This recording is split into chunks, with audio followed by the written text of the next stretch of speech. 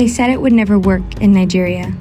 A culture too self-interested, too likely to ask, "What's in it for me?" No one would ever turn to invest in young people. They were wrong. The story began in 2014 with a leader who dreamt of changing his home country. In the U.S. for school, Emeka moved home with the hope of a movement in his heart. He wanted to see young people set free, and he wanted to change Nigeria forever. He went to Enugu, where he knew of a church, and he shared a vision for this idea called Love Your City. He was looking for a team who would go out with him into their city's most hurting community. He captured the heart of a young leader that day who joined, even though he had his own doubts. And a small group of brave young people went out and did their first walkthrough in a slum. They came back at first, overwhelmed with the need and aware that they were going to require much more than they had to transform this city. Each new volunteer was a battle.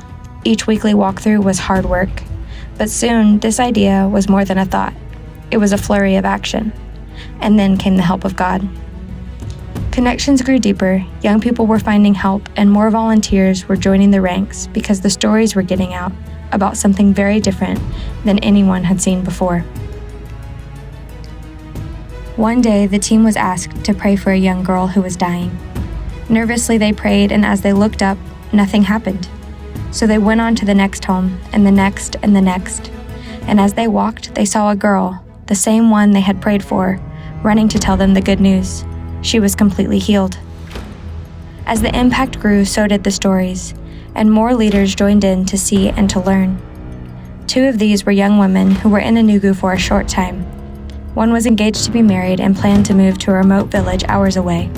Another was studying in school and commuting between Enugu and Udi, a neighboring town. In love with Love Your City, but on their way to other places, they began to dream. Could Love Your City come with them?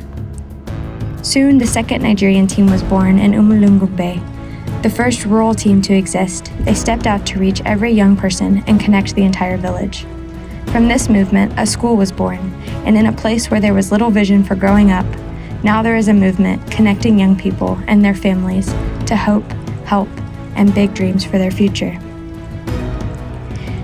In lockstep with the farm, another young leader brought Love Your City to Enugu's neighboring town, and the third team was born in a country that thought this would never work at all.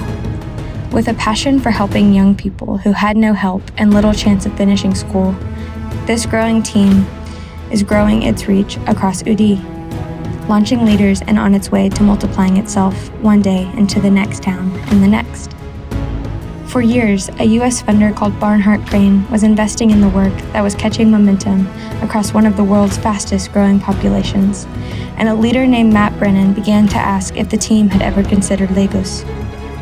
Africa's most populous city, Lagos is overrun with people and poverty.